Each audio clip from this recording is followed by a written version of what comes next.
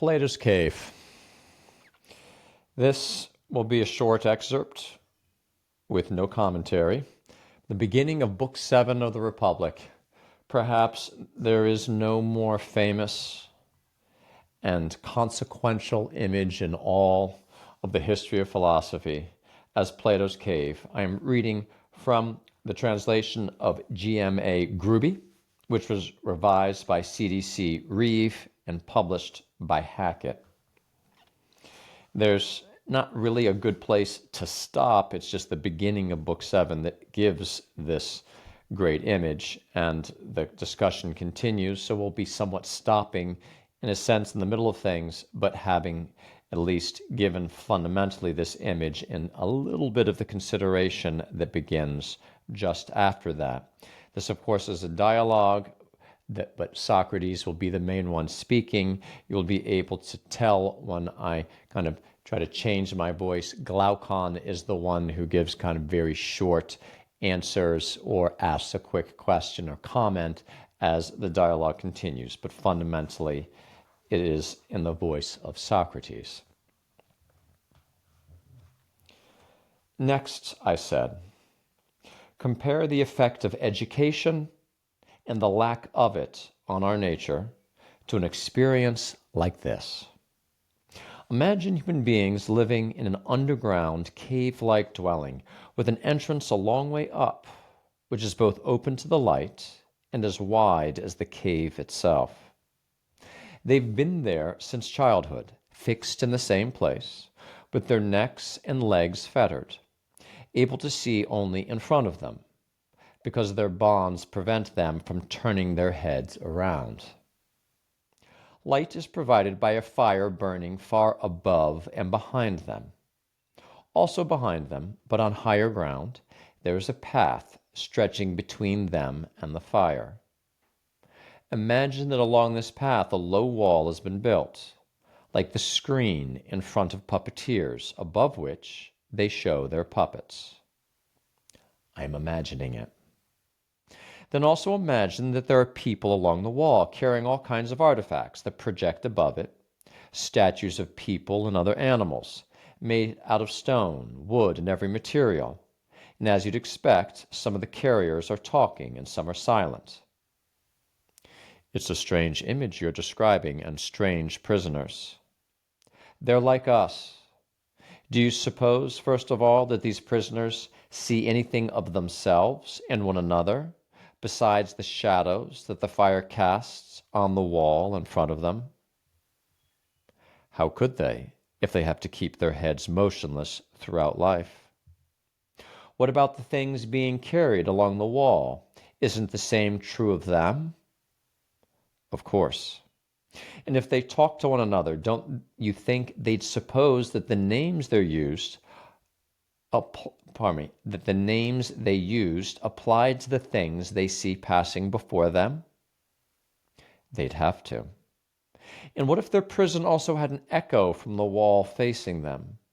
Don't you think they'd believe that the shadows passing in front of them were talking whenever one of the carriers passing along the wall was doing so? I certainly do. Then the prisoners would in every way believe that the truth is nothing other than the shadows of those artifacts. They must surely believe that.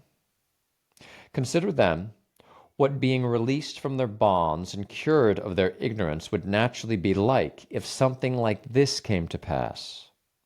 When one of them was freed and suddenly compelled to stand up, turn his head, walk, and look up toward the light, he'd be pained and dazzled and unable to see the things whose shadows he'd seen before. What do you think he'd say if we told him that what he'd seen before was inconsequential, but that now, because he is a bit closer to the things that are, and is turned towards things that are more, he sees more correctly? Or to put it another way, if we pointed to each of the things passing by, asked him what each of them is, and compelled him to answer, don't you think he'd be at a loss, and that he'd believe that the things he saw earlier were truer than the ones he was now being shown. Much truer. And if someone compelled him to look at the light itself, wouldn't his eyes hurt? And wouldn't he turn around and flee towards the things he's able to see, believing that they're really clearer than the ones he's being shown? He would. And if someone dragged him away from there by force up the rough, steep path, and didn't let him go until he had dragged him into the sunlight, wouldn't he be pained and irritated at being treated that way? And when he came into the light with the sun filling his eyes, wouldn't he be unable to see a single one of the things now said to be true? He would be unable to see them, at least at first. I suppose then that he'd need time to get adjusted before he could see things in the world above. At first, he'd see shadows most easily, then images of men and other things in water, then the things themselves. Of these, he'd be able to study the things in the sky itself more easily at night, looking at the light of the stars and the moon, than during the day, looking at the sun and the light of the sun. Of course. Finally, I suppose he'd be able to see the sun, not images of it in water or some alien place, but the sun itself in its own place, and be able to study it. Necessarily so. And at this point he would infer and conclude that the sun provides the seasons and the years, governs everything in the visible world, and is in some way the cause of all the things that he used to see. It's clear that would be his next step. What about when he reminds himself of his first dwelling place, his fellow prisoners, and what passed for wisdom there? Don't you think that he'd count himself happy for the change and pity the others? Certainly. And if there had been any honors, praises, or prizes among them for the one who was sharpest at identifying the shadows as they passed by, and who best remembered which usually came earlier, which later, and which simultaneously, and who could thus best divine the future, do you think that our man would desire these rewards, or envy those among the prisoners who were honored and held power? Instead, wouldn't he feel with Homer that he'd much prefer to, quote, work the earth as a serf to another, one without possessions, end quote, and go through any sufferings rather than share their opinions and live as they do? I certainly suppose he would rather suffer anything than live like that. Consider this too. If this man went down into the cave again and sat down in his same seat, wouldn't his eyes, coming suddenly out of the sun like that, be filled with darkness? They certainly would. And before his eyes had recovered, and the adjustment would not be quick, while his vision was still dim, if he had to compete again with the perpetual prisoners in recognizing the shadows, wouldn't he invite ridicule? Wouldn't it be said of him that he'd returned from his upward journey with his eyesight ruined, and that it isn't worthwhile even to try to travel upward? And as for anyone who tried to free them and lead them upward, if they could somehow get their hands on him, wouldn't they kill him? They certainly would. This whole image, Glaucon, must be fitted together with what we said before. The visible realm should be likened to the prison dwelling, and the light of the fire inside it to the power of the sun. And if you interpret the upward journey in the study of things above as the upward journey of the soul to the intelligible realm, you'll grasp what I hope to convey, since that is what you wanted to hear about. Whether it's true or not, only the God knows, but this is how I see it. In the knowable realm, the form of the good is the last thing to be seen, and is reached only with difficulty. Once one has seen it, however, one must conclude that it is the cause of all that is correct and beautiful in anything, that it produces both light and its source in the visible realm, and that in the intelligible realm it controls and provides truth and understanding, so that anyone who is to act sensibly in private or public must see it. I have the same thought, at least as far as I am able. Come then, share with me this thought also. It isn't surprising that the ones who get to this point are unwilling to occupy themselves with human affairs, and that their souls are always pressing upwards, eager to spend their time above. For after all, this is surely what we'd expect, if indeed things fit the image I described before.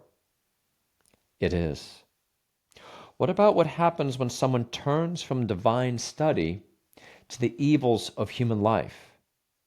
Do you think it's surprising, since his sight is still dim, and he hasn't yet become accustomed to the darkness around him, that he behaves awkwardly and appears completely ridiculous, if he's compelled, either in the courts or elsewhere, to contend about the shadows of justice, or the statues of which they are the shadows, and to dispute about the way these things are understood by people who have never seen justice itself? That's not surprising at all. No, it isn't, but anyone with any understanding would remember that the eyes may be confused in two ways and from two causes, namely, when they've come from the light into the darkness, and when they've come from the darkness into the light. Realizing that the same applies to the soul. When someone sees a soul disturbed and unable to see something, he won't laugh mindlessly, but he'll take into consideration whether it has come from a brighter life and is dimmed through not having yet become accustomed to the dark, or whether it has come from greater ignorance into greater light and is dazzled by the increased brilliance. Then he'll declare the first soul happy in its experience and life, and he'll pity the latter. But even if he choose to make fun of it, at least he'd be less ridiculous than if he laughed at a soul that has come from the light above. What you say is very reasonable. If that's true, then here's what we must think about these matters. Education isn't what some people declare it to be, namely putting knowledge into souls that lack it, like putting sight into blind eyes. They do say that.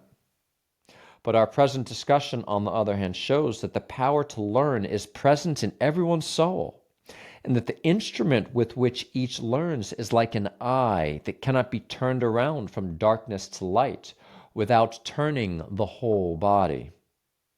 This instrument cannot be turned around from that which is coming into being without turning the whole soul until it is able to study that which is, and the brightest thing that is, namely the one we call the good. Isn't that right? Yes. Then education is the craft concerned with doing this very thing, this turning around, and with how the soul can most easily and effectively be made to do it. It isn't the craft of putting sight into the soul. Education takes for granted that sight is there, but that it isn't turned the right way, or looking where it ought to look, and it tries to redirect it appropriately. So it seems. Now, it looks as though the other so-called virtues of the soul are akin to those of the body, for they really aren't there beforehand, but are added later by habit and practice. However, the virtue of reason seems to belong above all to something more divine, which never loses its power but is either useful and beneficial or useless and harmful, depending on the way it is turned. Or have you never noticed this about people who are said to be vicious but clever? How keen the vision of their little souls is, and how sharply it distinguishes the things it is turned towards. This shows that its sight isn't inferior, but rather is forced to serve evil ends, so that the sharper it sees, the more evil it accomplishes. Absolutely. However, if a nature of this sort had been hammered at from childhood and freed from the bonds of kinship with becoming, which have been fastened to it by feasting, greed, and other such pleasures, and which, like leaden weights, pull its vision downwards. If being rid of these, it turns to look at true things, then I say that the same soul of the same person would see these most sharply, just as it now does the things it is presently turned towards? Probably so. And what about the uneducated who have no experience of truth? Isn't it likely, indeed, doesn't it follow necessarily from what was said before, that they will never adequately govern a city? But neither would those who have been allowed to spend their whole lives being educated.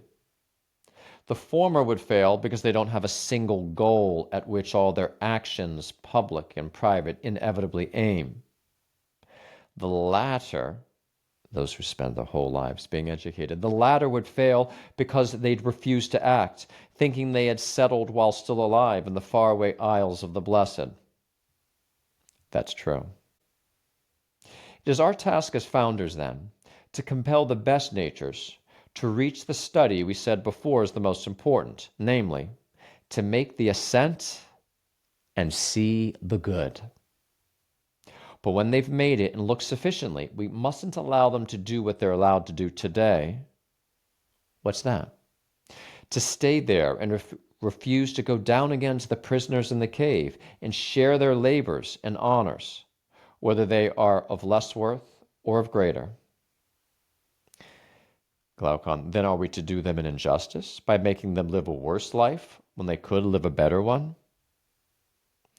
You are forgetting again that it isn't the law's concern to make any one class in the city outstandingly happy, but to contrive to spread happiness throughout the city by bringing the citizens into harmony with each other through persuasion or compulsion, and by making them share with each other the benefits that each class can confer on the community.